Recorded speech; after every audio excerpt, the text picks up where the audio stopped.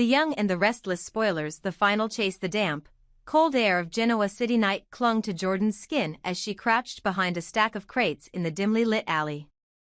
Her heart raced, the sound almost deafening in her ears, as she strained to hear the conversation ahead. There he was, Chance Chancellor, the man who had turned her life upside down, standing under a flickering streetlight. His confident posture and sharp gaze exuded the authority he wielded, making it clear he was no ordinary adversary. Jordan's ears perked up as his voice cut through the night air, low and menacing. She won't escape this time. Sharon's secrets will come to light, and Genoa will finally see the truth, Chance declared, his tone heavy with determination. Jordan's breath hitched. Sharon. The name that had become a curse in her life. Protecting Sharon was her mission, her purpose. But now Chance was closing in, and Jordan could feel the walls tightening around her. She shifted slightly, her foot brushing against a loose piece of metal. The faint clang echoed down the alley. Chance's head snapped toward her direction, his eyes narrowing. For a brief moment, Jordan's instincts screamed at her to run, but she hesitated. That hesitation cost her dearly. Who's there? Chance called out, taking a step forward. His hand rested on the holster at his side, ready for any confrontation. Jordan bolted, her adrenaline taking over. She dashed through the maze of alleyways, her mind racing faster than her feet. How had it come to this? She had been so careful, so meticulous. Yet now, Chance was on her trail, and she was running for her life. A game of survival, the chase was relentless. Jordan weaved through the darkened streets, her breath ragged and her legs burning. Behind her, Chance pursued with the precision and persistence of a hunter. His every step seemed calculated, his every movement a reminder of the inevitable. You can't run forever, Jordan. Chance's voice boomed through the night. But she didn't respond. There was no point in wasting breath on words when she needed every ounce of strength to stay ahead. As she rounded a corner, Jordan's foot caught on a loose cobblestone, sending her sprawling to the ground. Pain shot through her knee, but she scrambled to her feet, ignoring the sting. The sound of Chance's footsteps grew louder, closer. Her lungs burned as she pushed forward, darting into an abandoned warehouse. The heavy metal door groaned shut behind her as she leaned against it, her body trembling. She needed to think, to plan. But before she could catch her breath, the door slammed open, and there he was. End of the line, Jordan, Chance said, his voice calm but laced with authority. Jordan backed away, her hands clenched into fists. You don't know what you're doing, Chance. You think you're the hero, but you don't understand the stakes. I understand enough, he replied, advancing toward her. You've been playing a dangerous game, and it ends now. Jordan lunged at him, desperate to escape.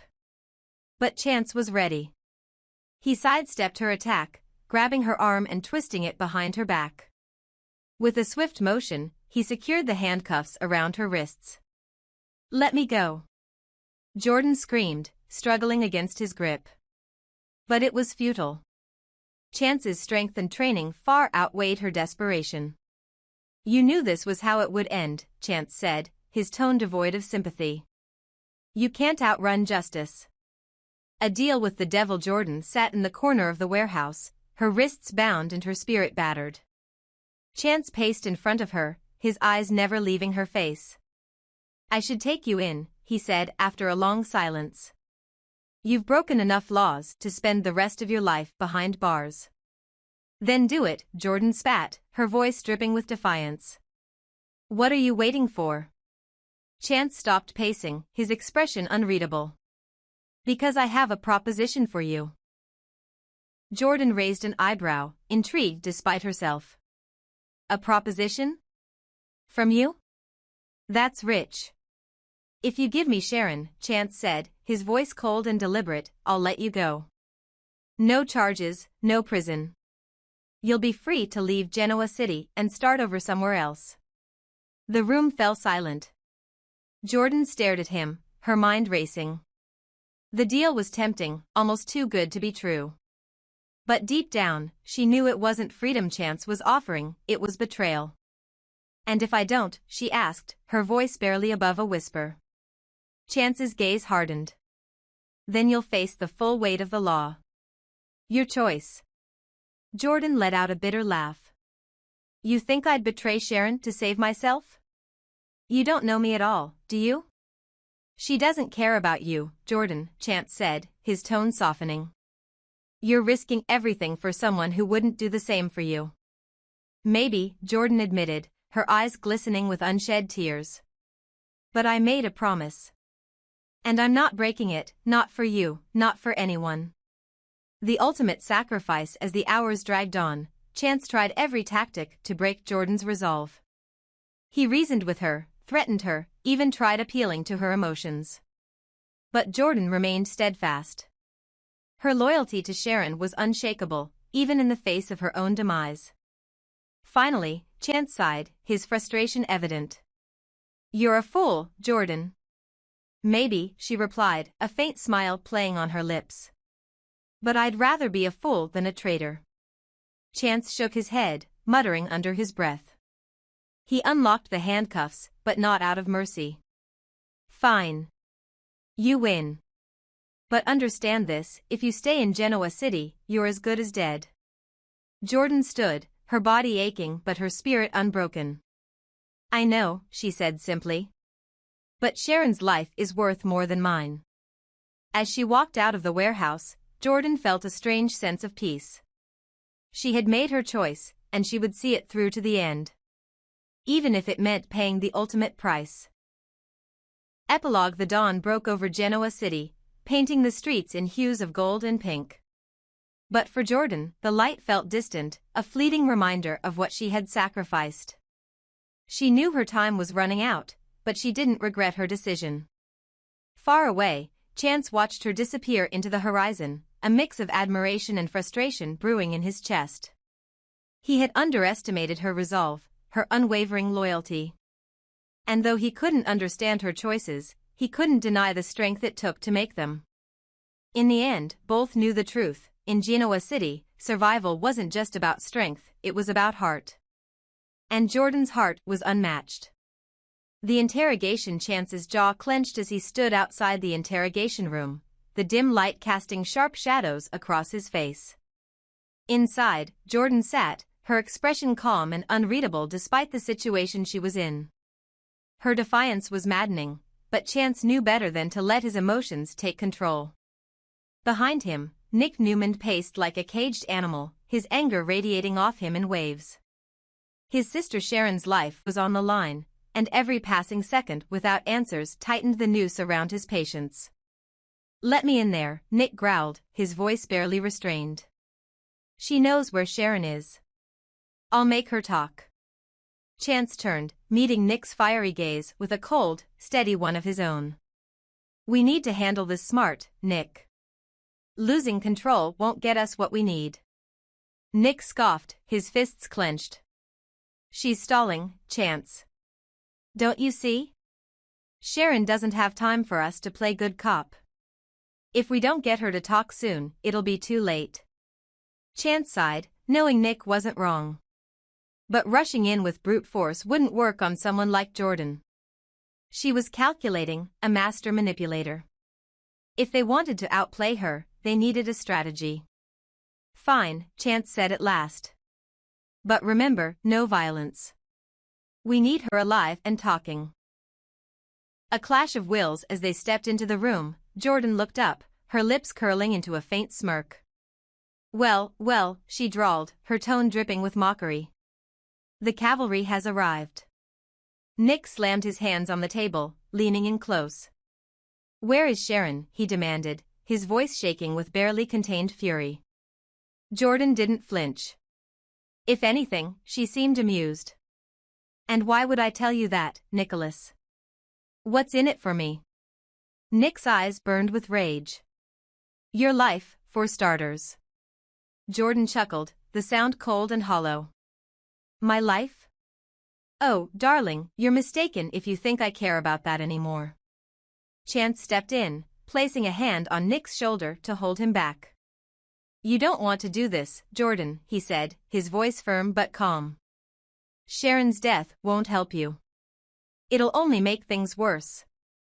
Jordan tilted her head, her eyes gleaming with something between defiance and amusement. You think you're the good guys, don't you? Heroes swooping in to save the damsel in distress. But here's the thing, you're running out of time. And I'm the only one who can stop the clock. Nick's patience snapped. He lunged forward, but Chance blocked him, shoving him back with a warning glare. That's enough. Chance barked. We can't afford to lose control. Nick glared at him, his chest heaving. She's playing us, Chance. Every second we waste is a second closer to Sharon's death. A dangerous gamble. Chance's mind raced as he tried to find a way to break through Jordan's defenses. She wasn't just stubborn, she was calculating, with a plan they hadn't yet unraveled. Forcing her hand wouldn't work. If they wanted to save Sharon, they needed to outthink her. I'll make you a deal, Chance said suddenly, his voice cutting through the tension. Jordan raised an eyebrow, intrigued. Oh. Do tell. If Sharon dies, you have nothing. No leverage, no power. But if you help us find her, I'll ensure you get protection, somewhere far away from Genoa City. Jordan leaned back, crossing her arms. Protection? From what? You too? From yourself, Chance replied coldly. Because if Sharon dies, and Nick here doesn't kill you, someone else will. You've made too many enemies, Jordan. Your days are numbered.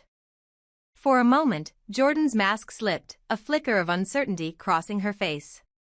But it was gone as quickly as it came, replaced by her usual bravado.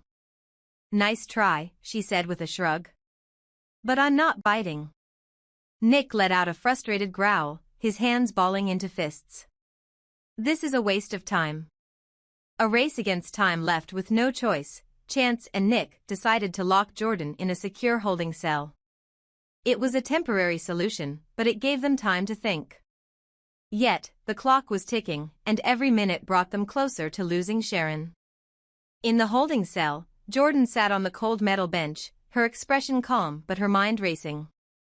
She knew exactly what she was doing. Sharon's survival wasn't part of her plan. In fact, she was counting on Sharon's death to tip the scales in her favor. Back in the precinct's war room, Nick paced furiously. We're running out of options, Chance. If Sharon isn't fed, if she's left there too long, his voice broke, unable to finish the thought.